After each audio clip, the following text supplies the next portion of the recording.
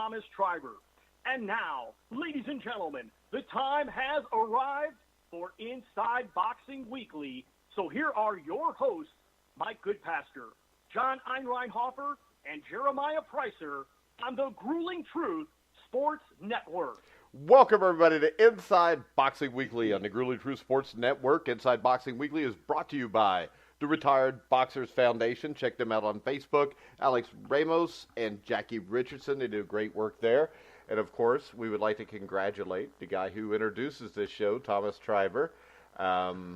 He tricked his significant other into marrying him, so congratulations to Thomas. I am your co-host, Mike Goodpaster. Right now, I'd like to welcome in my co-host. First up, Jeremiah Preisser.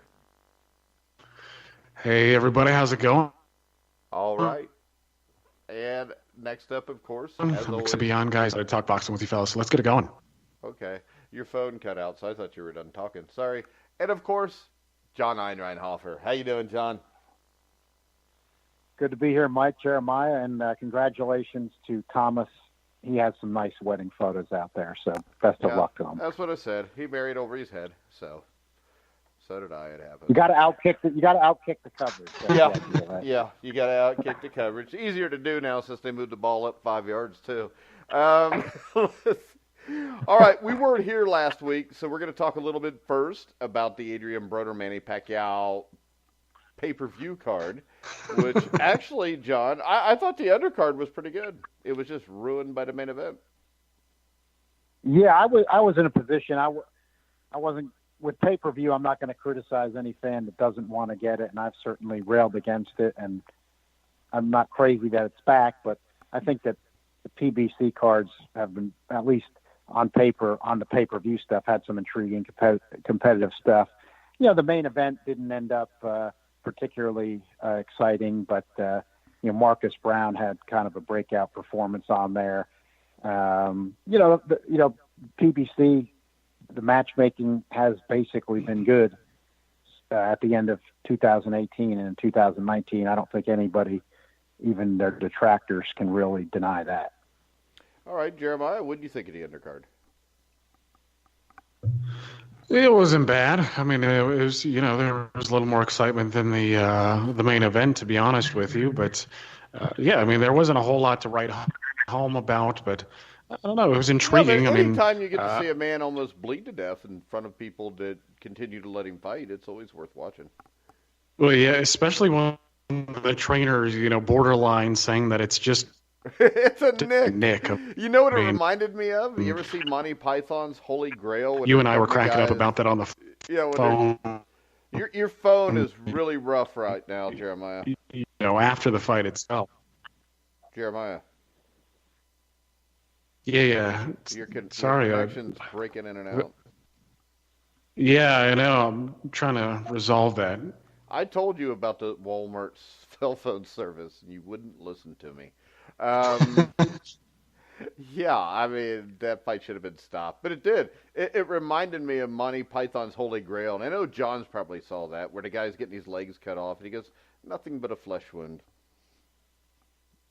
Yeah, it was getting worse, but I think, make no mistake, Jack was out of the fight before the cut even occurred. He was just taking a pounding from Brown. I think if Brown stepped on the gas, he could have stopped him. That's on Brown. He didn't do it, but it was still a good performance, and he clearly showed that he's a level above Jack. Yeah, but the fight should have been stopped. Yeah, it definitely should have been. But I to John's point about Marcus Brown, I was pretty impressed by his boxing ability. I mean, a lot is made of Badou Jack's body punching, but Marcus Brown, he kept it tight. His combinations were, ones, twos, threes, and he was banging a lot downstairs. And I think he sapped Jack's energy in the early going and helped prevent a late round rally from Badou Jack. I mean, I'm not saying that, Jack was going to win regardless, but I just thought it was a smart strategy by, putting water in the basement, as Teddy Atlas would say, and, just ensuring that wasn't going to happen. Yeah, it looked to me like But Jack... yeah, Jeremiah makes a good point with that, because if you look at Brown earlier in his career, like when he took out Campillo, and he just blew him out. He was hitting him with vicious body shots. He can do that. He has versatility. He can box. He can punch. You saw him take out Monahan quickly. But he'll go to the body. He'll box. He can punch. Yeah, I think Jack has seen his better days, and if he continues fighting, I think he's going to take a bunch more whoopings like that. Not that Jack could even beat Brown in his prime, because I think Jack's prime is probably more 168, that bastard division we always talk about, John. Where do you think Marcus Brown goes from here? I think Marcus Brown's at the top of the division. I think his flaw has been, he's been caught a couple of times, but I think it doesn't mean you can't have maybe a weaker chin, even if you're a light heavyweight. But I've said this before, and I think it's worth keep emphasizing, because I think it's one of the reasons we saw a good performance by Brown. In other words, he had been dropped by Kalajic. He'd been dropped by, Lenin Castillo, lesser opponent he had before Jack, but he dominated Jack. And the point is, at light heavyweight now, when the guys don't have to weigh in the day of the fight, these guys are coming in at like 185, 186, 187, 188 pounds. It's one punch like the heavyweights. In other words, if you're fighting at light heavyweight in 2019, it's a strong division, but plus just because things have changed with how big the guys can come in that division, you're going to get dropped. I mean, there's going to be times you're going to get hurt and get dropped. Well, I think the question here, John, is this. We know he's top 5. Can he be number 1 or number 2? Well, I mean, I think he's a threat too. I mean, I think you got Bivol there. Heck, I don't mind going out on the line on this, because this is the way I would feel if it were to happen. I mean, if he were to fight Elida Alvarez, I'm not saying he'd be a favorite, but I would pick Brown over him. I wouldn't necessarily pick him over Bivol. I'd have to think about that. Gvozdzik, I'd have to think about it. But I like Gvozdzik a lot, but there's some things in Gvozdzik where I do see some vulnerabilities. So, that would be, I think that would be a tight one. That would probably be a pretty close to even one going in. So I'm not at this point going to say for sure he's going to beat all the guys at the top, but he's a threat too, and I might end up picking him over some of them. All right, now let's move on to the main event. Adrian Broner. I mean, it was obvious from watching this fight, Jeremiah, that Adrian Broner got screwed. Oh yeah, absolute robbery, and I'm still pissed about it. Me and Mike Stafford. I hear you, brother. I mean, it's just a travesty what they did to our guy. So I filed there was that one round where he landed like 3 or 4 punches. Oh, dude, it was brutal. And I filed a complaint with the Athletic Commission, so I'm hoping they'll do a review and maybe we'll get some justice here. Yeah, because, I mean, that was a one-sided ass whipping Broner gave Pacquiao. But the thing I took away from this, Jeremiah, is this. Manny Pacquiao's still pretty good for a 40-year-old. I don't think you could throw him in with Crawford or Errol Spence or Keith Thurman even, probably. I just don't think he has that kind of ability anymore. Still definitely a top 5, top 10 welterweight. And Adrian Broner may be, and I lived through the 80s era of heavyweights, he may be the biggest waste of talent I've ever seen.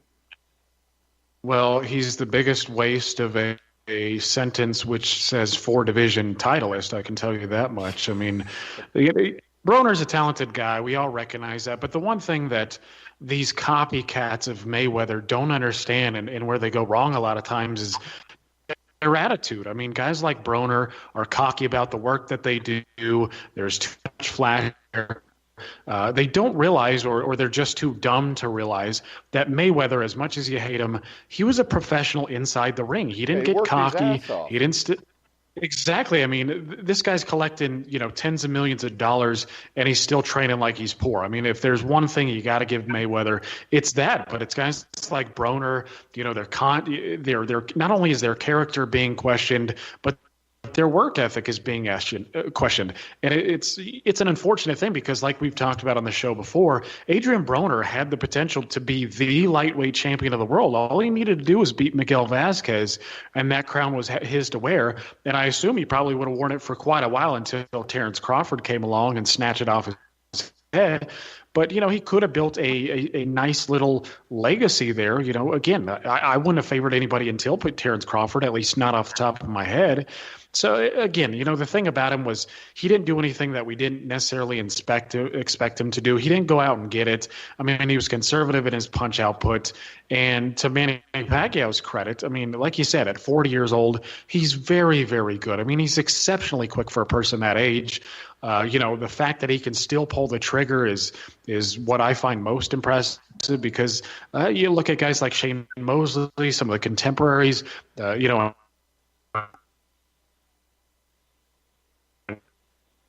We lost you, Jeremiah. And guys before that just couldn't fight, and that's good enough to beat most welterweights in the world. I mean, I'd still pick him over a guy like Danny Garcia, largely based on the speed and work rate.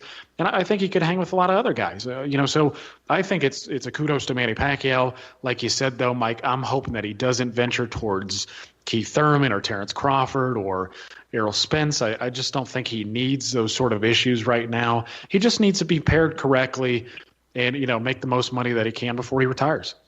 All right, John, we know that you're always the one with the messed up scorecards here, so I assume you thought Pacquiao won the fight. So when you look at this, I was out on a limb on this one, and I thought Pacquiao what do you have it did, like? You had it like 114, 113.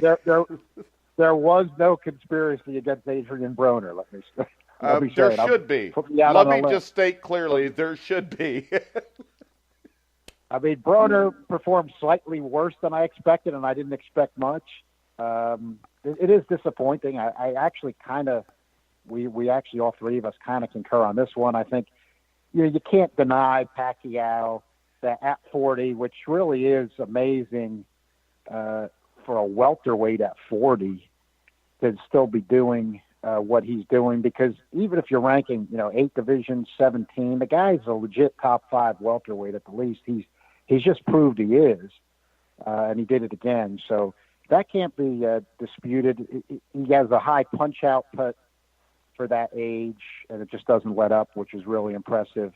And he has good speed for that age. And, even though there's high risk with it, I think when people talk about weight classes, though, and they put too much emphasis on weight, maybe Pacquiao's your example. What I mean is this, is if Manny Pacquiao at 40, as great as he was, if he was trying to still fight at, say, lightweight 135 or featherweight 126, he'd probably, it's hard to envision this, but he'd probably be too slow. In other words, he'd be getting stopped. His career would have been over 5 or 6 years ago. Exactly. And you don't see guys do that, but, he stays in good shape, and by moving up, he's still got the speed attributes and the punch output, because he started as a flyweight, and it's effective. It's pretty amazing to watch in that sense. And, I agree with Jeremiah. I think, with Adrian Broner, he's always somewhat of a puzzle, and in different ways. The pure boxing puzzle of him is, he had a style where he brought a lot of power if he was fighting at 135 pounds or below. And even then, for those weights, his punch output was never good, but he could knock people out and knock them down.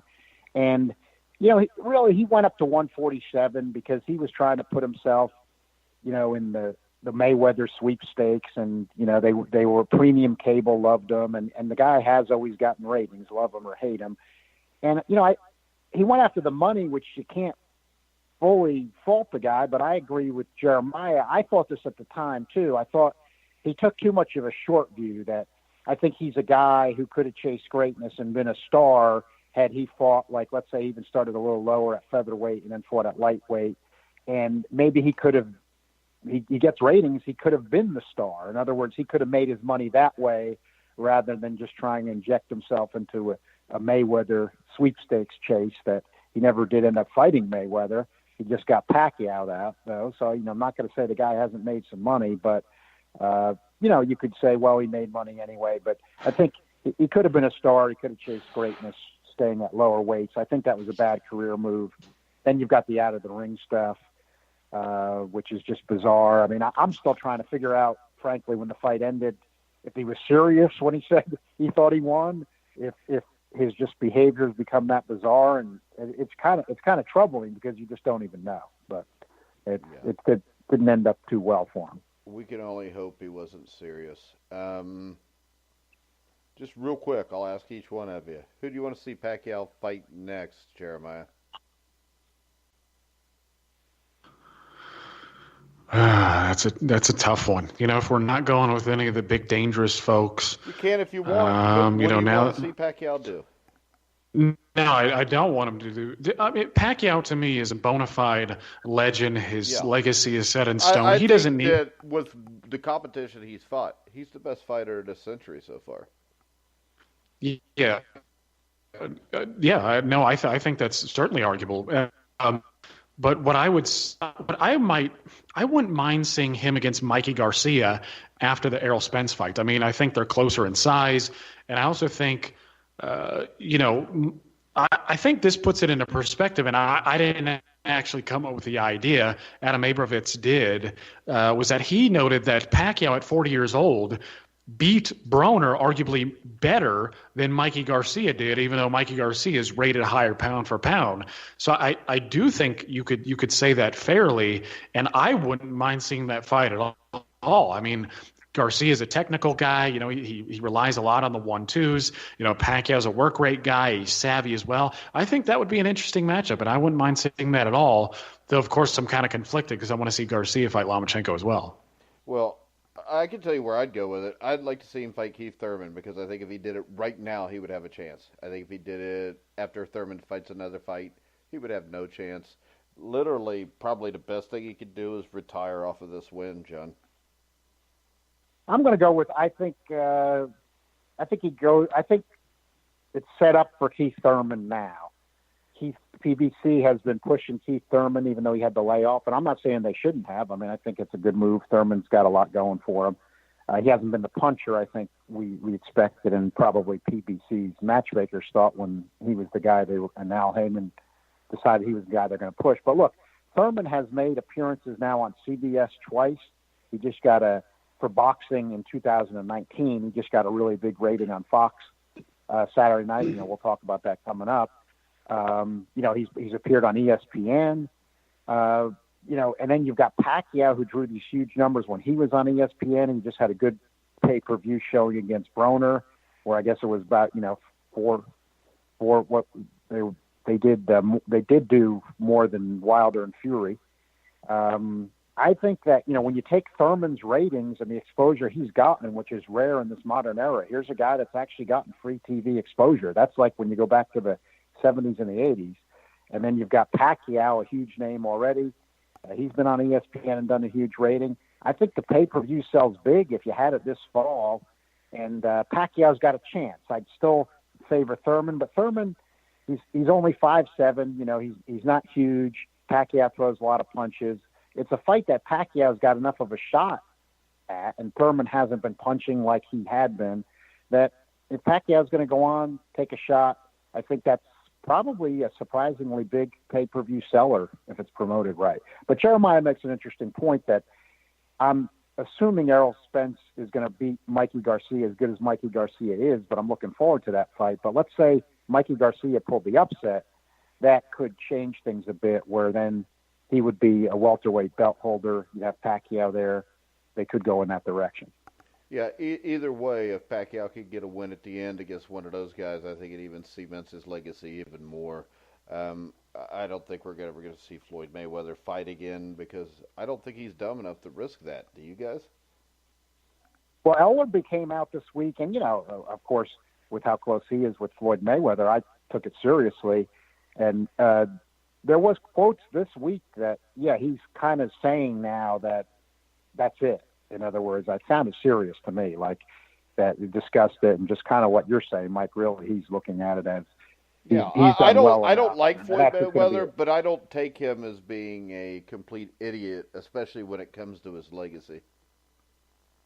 Yeah, I think the quotes I saw this week sounded to me like that's it.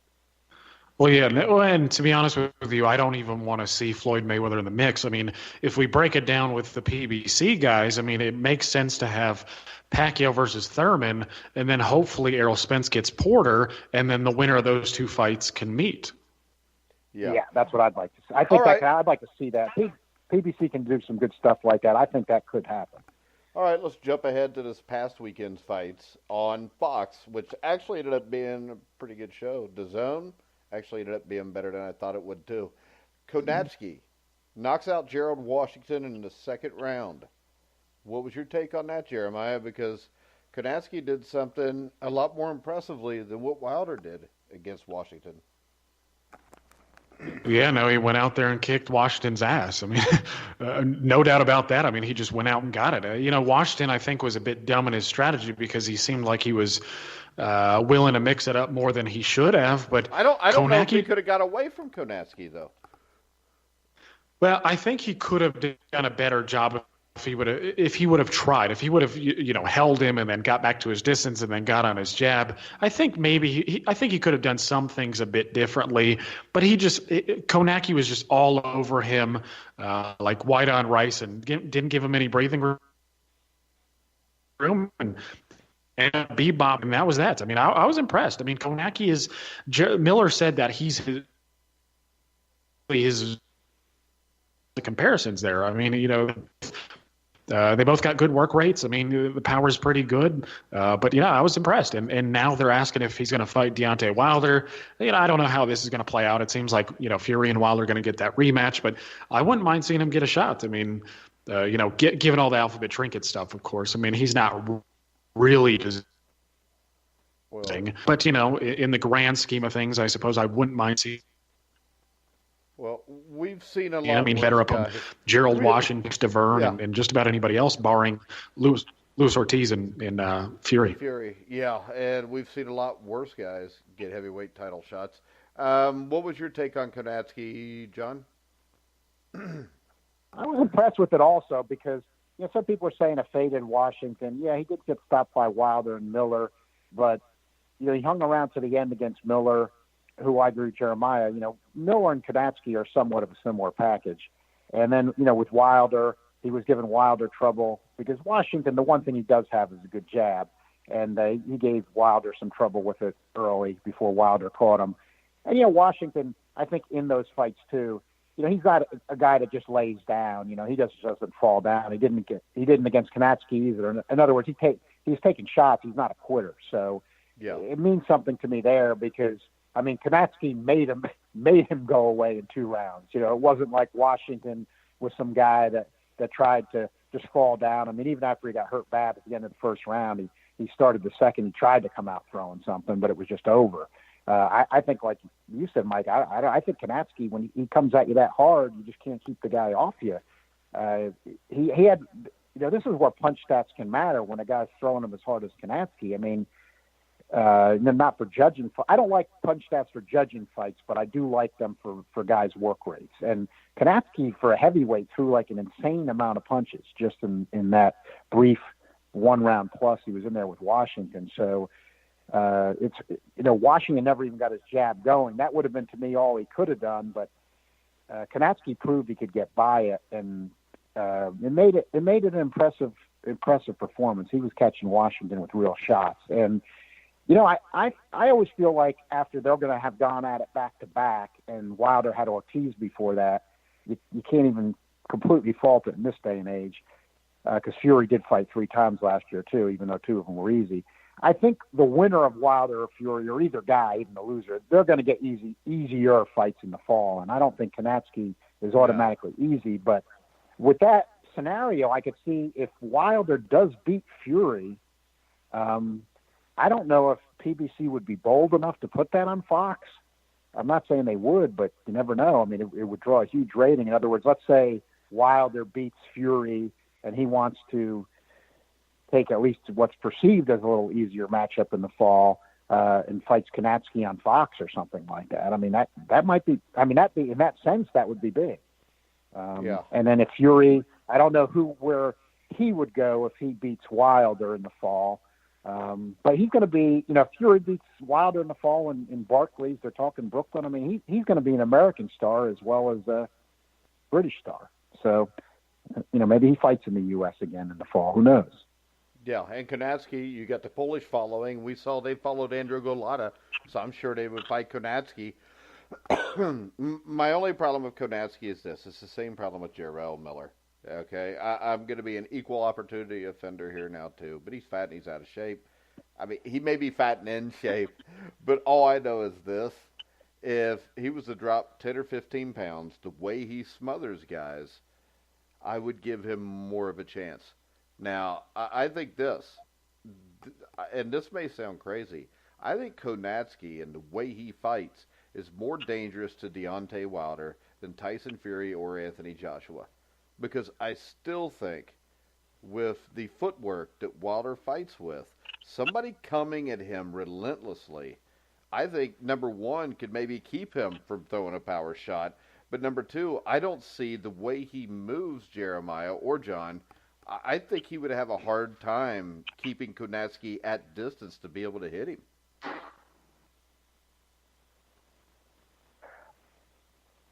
Well, Jeremiah. Mike, I think, Okay, yeah. I thought we lost Jeremiah for a second there. Okay, there he is. Well, no, I heard both names, so I was like, okay, am I having the carpet rolled out for Just me whoever or wants not? to jump in first. Yeah, no, but I agree. I mean, I don't know about Joshua, but I do think that a good pressure fighter is the bane of Wilder's existence. I mean, I don't think his footwork is that good, with his technique issues. If he can get there first, if he get behind a jab, yeah. I mean, I think that would be a damn tough styles matchup. But and not only that, Konaki is bigger. He'd just have to be physical and get in his face. And I do think, that's a sort of style. Again, I'm not that impressed with Wilder. We all know this. I mean, Mike, you know this as well. You kind of feel the same way. It's just, for me, Wilder, there's multiple ways to beat Wilder. And it's a good pressure fighter. It's a good outboxer. I think he can be outboxed at mid-range as well. But yeah, and I think a guy who comes right at him, pressures him, gets to him first. I think that could be a tough styles matchup. But the reason, Jeremiah, real quick, that I think he may be the toughest is there's just something that tells me that you're going to have to hit Konatsky with a tree to be able to get him out of there. Yeah, and if he does have, with the Baby Miller reference, if he does seem to have, Miller's chin, and he is rock solid, I do think he's going to be a tough task for just about anybody in the heavyweight division. But I don't know. I want to see him get hit cleanly. I mean, obviously he was hit with a bunch of clean shots from Charles Martin, and anytime you get hit by a big guy like that, there's some wallet behind it. But I just want to see him take a real big puncher first and then jump to that conclusion. But you seem to be right. You seem to be onto something. All right. John? Well, yeah, I would add, even though as much as I like Wilder and Konatsky and Fury are completely opposite styles, still, even listening to some things Mark Breland said after the Fury fight that I saw, Wilder, again, I always go back to that first Severn fight where he showed it, but it shows he can do it. I mean, when Wilder listens to the game plan and uses his jab and his feet, he can also box, and he's got the right hand power.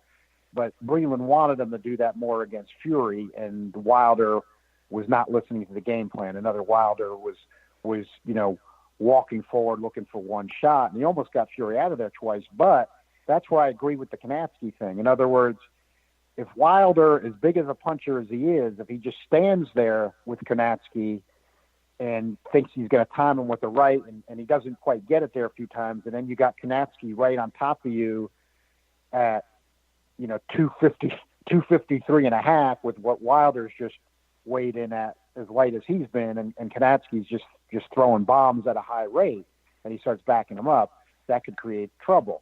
I think Jarrell Miller can do the same type of stuff, and yeah, but I don't think he hits as hard, John. He may not, but I think he still hits him. He's coming in at 300. If he hits you, there's a lot behind it. It's more of a thudding, heavy-handed type of thing. I'm not saying I'm going to pick him over Joshua, but I think that Miller is a more dangerous fight for Joshua than people think. I don't think Hearn wanted to go there. Bunch of tits. Joshua needs, yeah, I think Joshua needs some U.S. I think Joshua needs some U.S. exposure, so it's forcing him to maybe go there quicker than he wants to. Yeah, I'm just saying this. From watching the two of them, I believe that there is no quit in Konatsky. I believe there might be a Miller. I may be wrong, but that's just the way I see it. I think Konecki will go in there and trade shot for shot most of the night with just about anybody. We'll see. But he's also white, bald, and a little chunky, and he reminds me of myself when I look in the mirror. So I'm going to cheer for him. All right, next up, Jaime Munguia wins a 12-round unanimous decision over Anyway. My question is this. How in the hell was this fight 120 to 108? This was actually a fight that I watched Sunday afternoon because I heard everybody talk, because I thought this was going to be a one-sided ass-whipping, John. I watched the fight, and I definitely think Munguia won the fight easily, but I don't see 12-0 here, and I also don't see where I think Munguia is going to be a great fighter. I think he's a very good fighter, but I think they're just going to kind of hype this up because of the Mexican angle, and they think they can make some money off of him. I think he's still going to be real good. The guy's very young. They're putting him in with uninspiring opponents right now. Now, I'll be the first to say. Well, in a way, I don't think it's uninspiring. I thought he was actually a decent opponent. I think he's limited, but he's a tough guy. I know what you mean there, but I just think, as a guy who is a believer in Munguia, I think he should, with his power and his size, I think he should be getting these kind of guys out of there. Yeah. I think he should, even though Liam Smith fought tougher than I expected, I do have to give him credit. He should get Liam Smith out of there. He should get Inoue out of there. I'm going to point out something that hasn't been pointed out a real lot, but the timing of it is there. His father was a heavyweight boxer, a club fighter type guy, a heavyweight, and he trained him from the beginning. The father was led to believe that you could only take him so far. You've got to get somebody else in there, and he hasn't looked good. He hasn't looked as good since there. You think it'd be the opposite, but I'm thinking that there might need to be some change there. That he looked good with his father training him. That they were at it from the beginning, and it looks to me like maybe he's got him thinking too much or getting too over anxious. I just don't think it's as good, and I think we're going to see some kind of trainer adjustment there before long. All right, Jeremiah, I know another bad scorecard. 3 bad scorecards, I think. Oh, my God, man. I am so sick of these poor scorecards. I mean, we didn't even talk about it in the Broner-Pacquiao fight, but if I'm not mistaken, 1 or 2 judges had the fight 6-4 in Pacquiao's favor going into that 10th round, or in the 10th round. I don't know how the hell you have that score. I had a 10-2 for Pacquiao. I thought it was a pretty clear win. But so you get the bad scorecards in Pacquiao. Okay, those were too close regardless. This 12-0 bullshit here. The draw with the Thurman fight.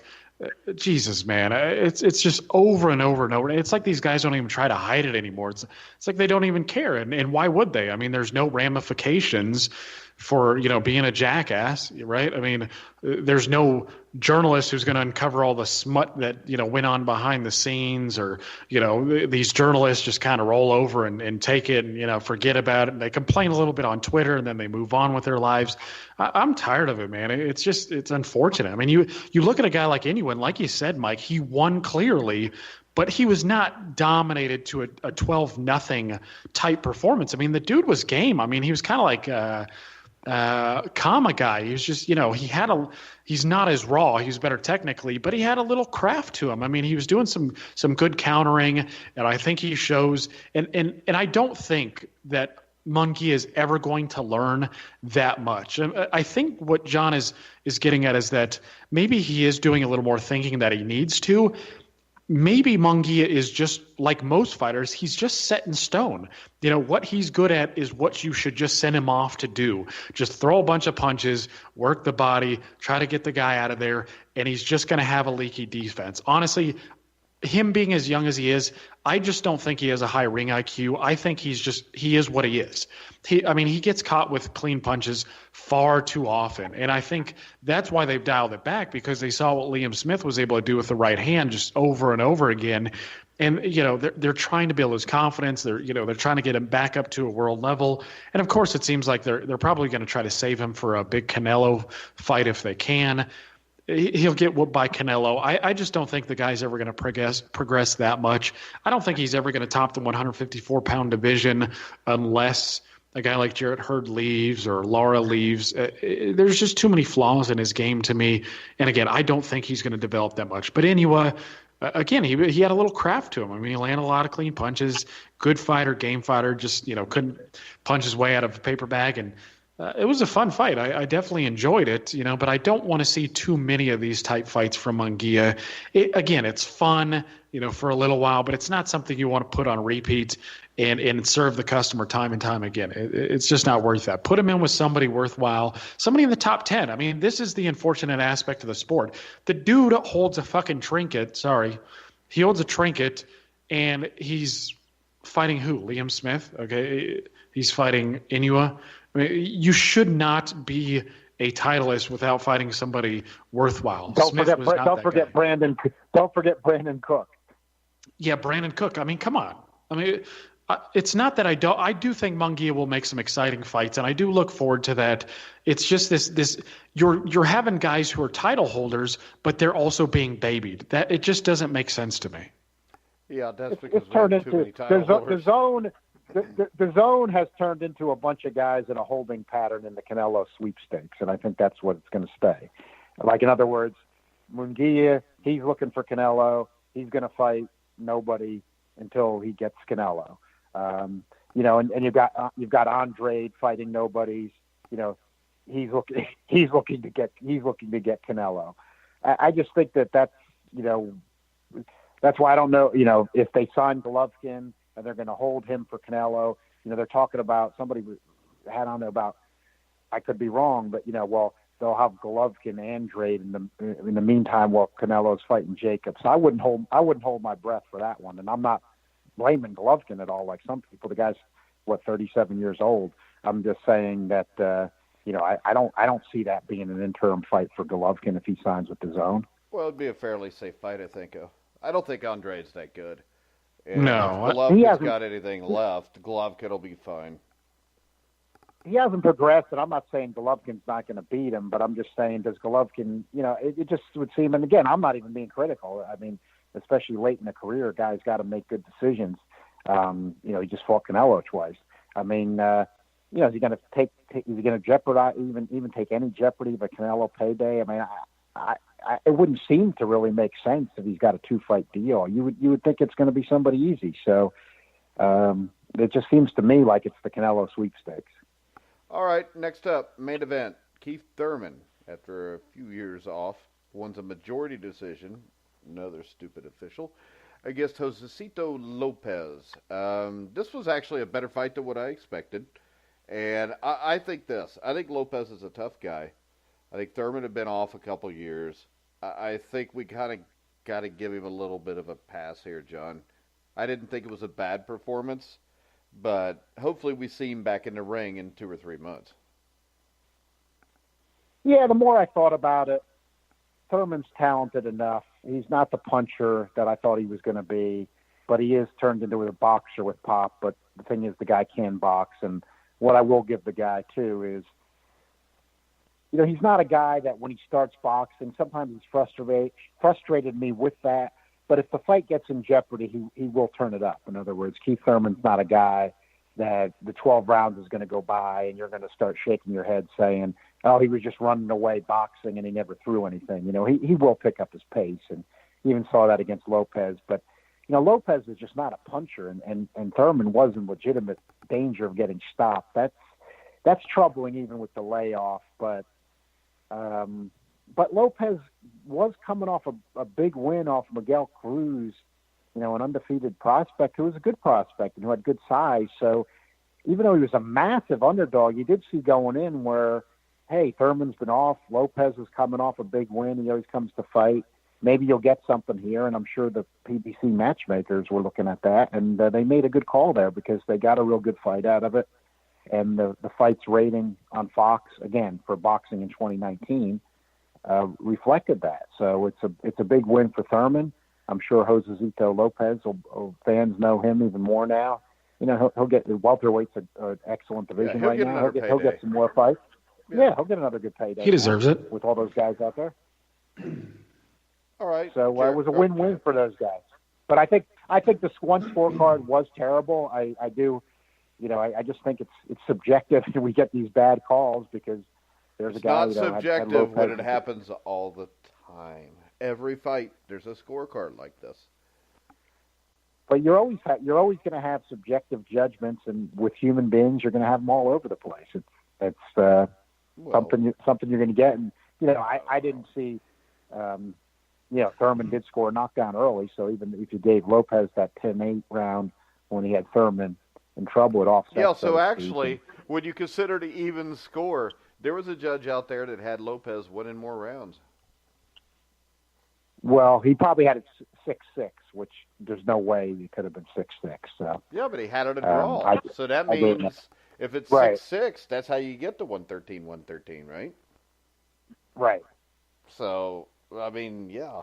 When you take the point away, if you give that point back to Lopez, he wins 114 to 113, and that's insane. Yeah, if he didn't get dropped, on that guy's card. Yeah, but on that guy's card, he wins the fight. And the thing that's really disturbing about that is this: I was all right when I thought people were just screwing people over for sure, but I'm pretty sure Thurman's the house fighter here, so. Maybe everybody's just incompetent. Jeremiah, what do you think of Thurman during the fight? Impressed, unimpressed, kind of what you expected? Yeah, no, well, it was a better performance than expected by Lopez, but I want to preface what I'm saying by when we talk about that guy with the draw, as I noted on Facebook, that guy is the president of the International Boxing Hall of Fame, Don Ackerman, and he's been judging since, 1986 or something. This is a guy who should really know his ins and outs, his P's and Q's. This is the guy who should have a spotless judging record at this point, and he just got it completely wrong, in my opinion. I like Lopez. Talking about social media, I have a picture with Lopez on there. He was a nice guy. A lot of people interacted with him with the fight that I was at. And I think he should get a big payday too. I actually wouldn't mind seeing him fight the winner of John Molina Jr. and Omar Figueroa if he could move back down to 140. I think that'd be a barn burner. But in regard to those guys are going to fight out. I think they're going to fight at welterweight. So. Oh, okay. Well, yeah, then that's even easier. So he's good there. He's good there. Yeah, he's good there. Maybe he could fight Broner. He could get a win and get another title shot. Yeah, actually, who I think Broner should fight, and I would find this entertaining because they both kind of have a. Nobody? Yeah, nobody. First off, but secondly, I wouldn't mind seeing him fight Victor Ortiz. They both kind of have the criminal thing going on. It'll be a little shit talking beforehand. Winner gets a get out of free pass or whatever it is. They have their bail paid for them or something. That's what I said on Twitter. Is nobody's had a fight in Rahway since James Scott, so that's where they could have Victor Ortiz and Adrian Broner fight. Let's do it. Yeah, but in regard to Thurman, I was impressed for the most part. He really is a savvy boxer. I do like his style because, like John said, he can mix it up and he can turn it on and he can turn it off. His combinations are fluid. He's crafty. He mixes in lefts and rights, hooks and uppercuts, jabs and right hands. And I think that's the most underrated punch of the fight.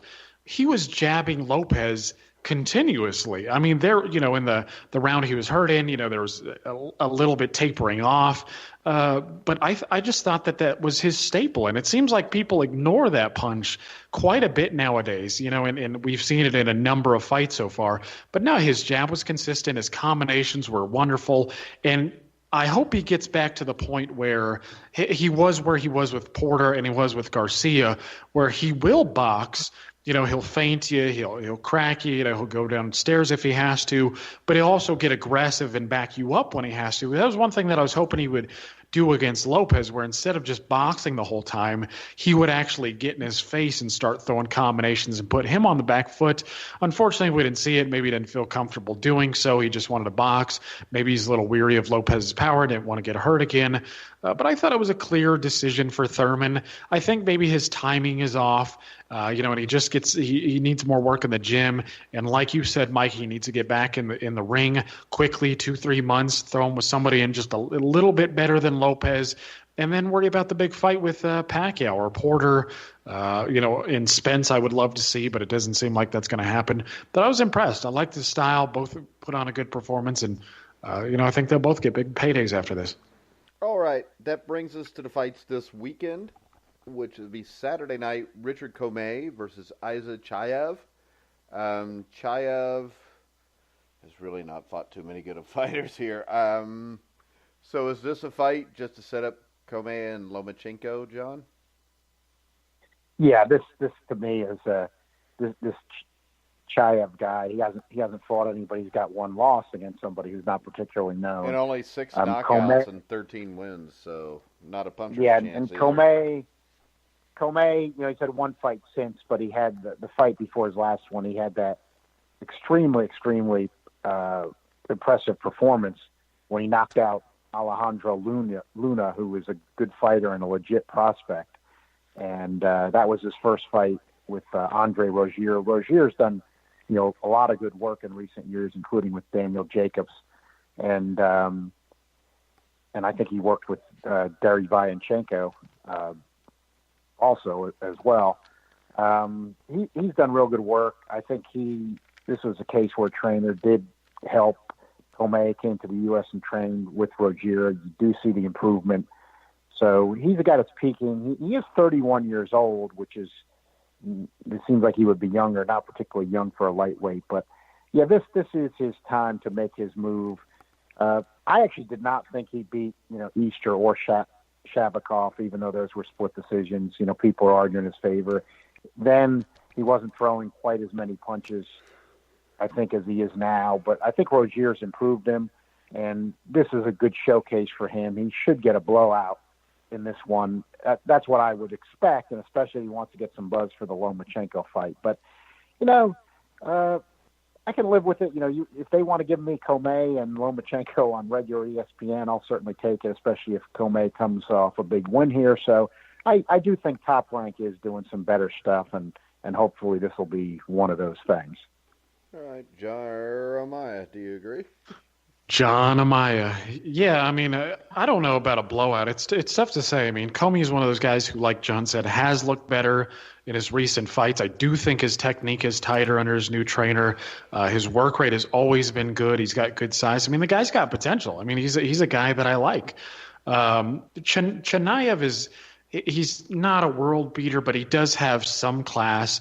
He moves. He's pretty fidgety with his head. He likes to crouch a bit, and sometimes that gives guys trouble. If you don't have an extensive amateur career, even when you do sometimes, guys who are just kind of fidgety with their head, sometimes it throws off your timing.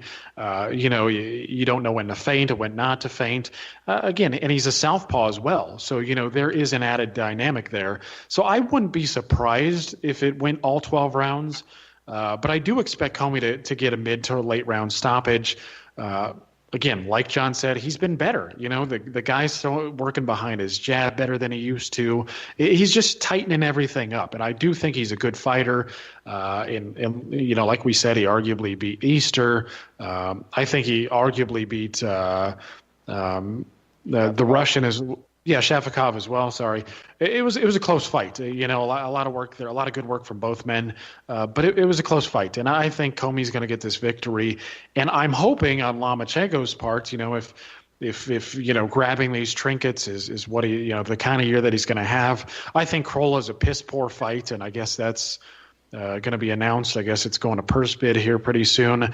If he beats Krolla, beats Comey, and then hopefully gets Mikey Garcia at the end of the year, I can deal with that. But Comey's a good fighter. I like him. So, even if he doesn't get Lomachenko, maybe he'll get a rematch with Robert Easter, and that'll be entertaining too. Right. Fortunately, there has been, which we know is just the promoters, but it is worth adding news-wise. Fortunately, I believe this week there was alphabet talk, which, again, this is always the promoters behind it, that, thank God, if Comey wins for some reason, Lomachenko will be permitted to fight Comey instead of Krolla. Not that he should have to fight Krolla anyway, but there was something about that this week. So I don't take it seriously like it's really the organization saying it. But in other words, if that's Bob Arum saying it for the organization, good, because we don't want the Krolla fight. He may have seen it wasn't going over very well. All right, guys. Next up, Teofimo Lopez. My eyesight's really bad. Fights Diego Magdaleno. I actually like this fight. I like Lopez, Jeremiah, and Magdaleno, I think, is by far the best fighter he's fought. Magdaleno's been in the ring with Terry Flanagan, Roman Martinez. I think Martinez was a split decision. When you look at this fight, what do you want to see here? Because if we see him take Magdaleno out in a round or two also, especially as devastating as he has been, I mean, I think this kid could be for real. Oh yeah, I think he's a top 10 guy if he cracks Magdaleno early, and I think that there is a big potential there because Magdaleno is not a big puncher. I believe he's a southpaw, so again, there is a dynamic there. It's always hard to predict how these guys are going to react when they see styles that in a way confuse them or something they're not accustomed to seeing. I mean, sparring is one thing, fighting a guy is a whole other thing. So I do think that Lopez will get a stoppage here, and I wouldn't be surprised if it's pretty damn early. Again, Magdaleno is just not a hard puncher, and I think if Lopez is gunning for him, I think he can get him out of there. Because, again, Magdaleno just doesn't have the firepower to hold him off. I'm not real sure, how good Lopez's chin is, but if I was him, I wouldn't be worried about it. Again, I'd just go out there and get it, and I think he will. I think Top Rank realizes they might have something special in this kid. I don't think he's going to be ready for the Lomachenkos of the world, for a few years now, but developing at this rate, that's impressive. And again, I think it's going to be another impressive performance by him. Yeah, I agree. John? Yeah, I'm on the Lopez bandwagon. I was reserving judgment for a while. I wasn't saying he wasn't good, but I was maybe not quite as high on him as some were. And on this one, I'll just give those people credit. I'm on the bandwagon on this one now after the last couple of fights. He took out Menard early, and Menard had reached contender level a few fights before that, legitimately. Just cracking maybe 10 spot, but he was there, and took him out with a highlight reel knockout and won. And Lopez's offense has looked good otherwise. And again, I agree. I've been a detractor when they haven't done it, but I like some of the things Top Rank's doing lately. If we could just get all of the stuff on regular ESPN, just so more eyeballs see it instead of the ESPN Plus part. But yeah, I mean, in other words, putting Lopez in with Menard and now putting him in with, Diego Magdaleno. These are real fighters, guys who are, top 10-ish type guys. Magdaleno is really, split decision to Roman Martinez, who's a legit fighter. And then the thing that sticks out at you is that getting stopped early by Terry Flanagan, who frankly has proven not to be a puncher. That worries you here because, as well as what Jeremiah pointed out, his brother is much more of a puncher than him. He is not a puncher, and so he doesn't have anything to worry Lopez. But the one thing that interests me about this fight, you would think based on what happened to Magdaleno against Flanagan that if Lopez, with the power he's shown lately, catches him, it's going to be over quick, and that might very well happen. But what I do like about the fight is Magdaleno is coming off a few wins in a row. He's not coming off losses. And if you looked at the guy's career, and I have seen him from early in his career, his Top Rank was really pushing him at one time, and then they kind of backed off on him. But, the guy can box. I mean, the guy has legitimate boxing skill. He's got slick boxing skill. He's not a puncher, but, he's not the easiest guy to fight if he's on his game. So, there is something legitimate for Lopez there to maybe have a little trouble with, at least for a while. I'm not saying he will, but, we can learn something here. So I like that Top Rank is giving Shakur Stevenson some better opponents lately, doing it to Lopez that, after a start that was annoying, they picked it up quickly with these guys. And I think it's a good thing for boxing and the fans. And I think it's working for Top Rank because it's got people more excited about these guys. All right. And then we've got the main event, Alvarez-Kovalev 2, Saturday night. We'll start off with Jeremiah. My thoughts on this fight are this. I thought Kovalev won the majority of the first fight. They ran out of gas and he got knocked out. I think the question here is, what does Kovalev have left? I think you're right. I think that is the right question. And I think with Kovalev, he was just kind of a bully and he's kind of been exposed. I mean, he's always been a damn good fighter. Technically, he's been great. I think he's been arguably the hardest puncher in the sport for many years now. But he just, he just doesn't. I don't think he has the heart for this anymore, and I wouldn't be surprised to see him bow out in this one. I mean, Alvarez is going to be more confident than he was before, and I think that's going to. I think that's going to be the most telling aspect of this match. Is just Alvarez is going to be brimming with confidence because he knows he can stop Kovalev, and again with Kovalev's, he's had quite a few excuses. After his losses about how, he's not training right, he's not eating right. And then you see on social media, okay, this time I'm doing it right. I feel better. I'm a changed guy. That's what you saw with the prelude to the Alvarez fight itself was him talking about how much he's changed and how he was affected mentally and this and that. And honestly, I get tired of the excuses, not only from Kovalev, but from, so many other fighters, like the Keith Thurman, I was depressed thing. Now, you weren't Tyson Fury, so don't try to pull the wool over our eyes. But it worked so good for Tyson Fury. I know, but again, you could see if you watch some of the behind the scenes footage, Fury was really messed up. I mean, there were plenty of times when he was drunk and doing lines of blow and whatnot. And Thurman, to me, never. I don't remember hearing any reports of him being depressed. In fact, I thought he went and got a wife in Tibet or somewhere in the Himalayas, and he seemed like he was living it up for a while. I think even in the interview in the Ringside Boxing show, he was talking about how he's loving life and enjoying it with his wife, and trying to get her immigration papers through. And there was no hint of depression in that. But again, I just get tired of all the excuses, and a lot of times it's just a facade. I mean, these guys really are who they are, and it's set in stone, and they just can't come to terms with it. And I think that's the way Kovalev is. He was sort of a bully, and then when he got knocked out, it's just kind of snowballed into something greater from there.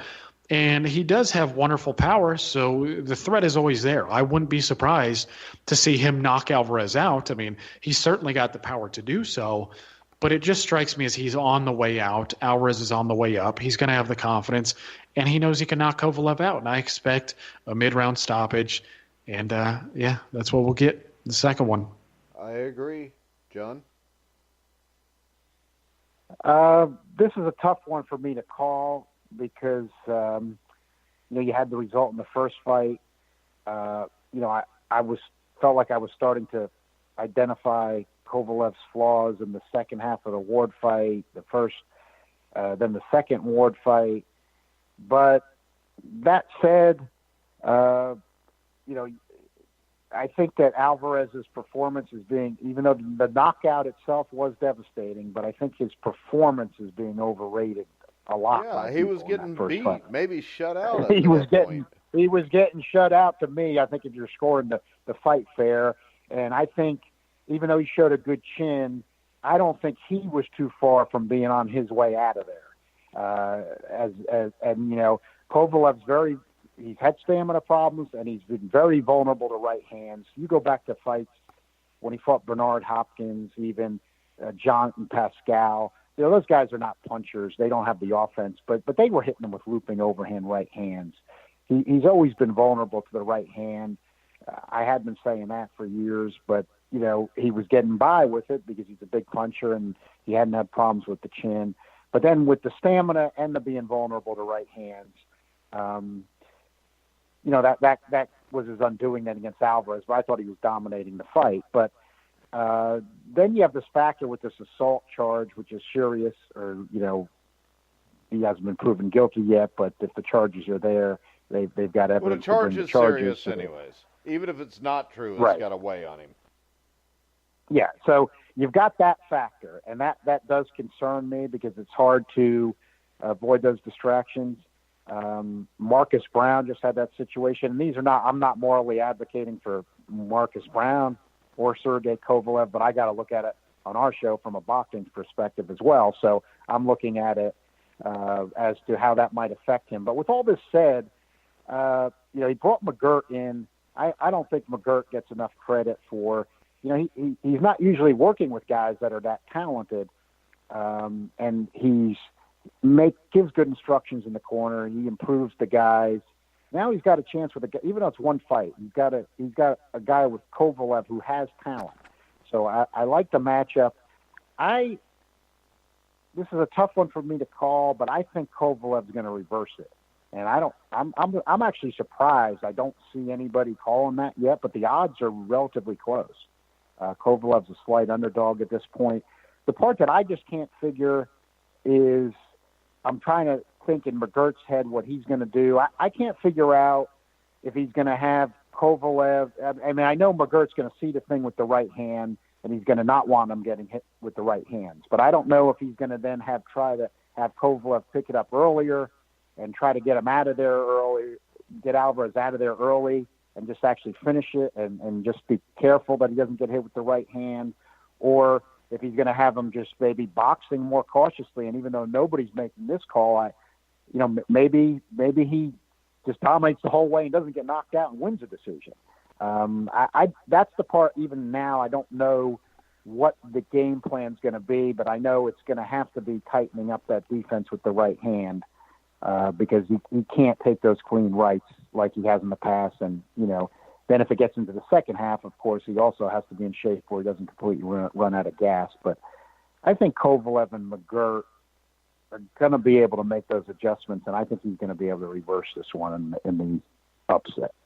I hope you're right. I think it would be better for the division to have him there, fight Bivol, something like that. But my concern is if he doesn't get him out by the 5th or 6th round, I think that it's just going to wear out and pack it in again.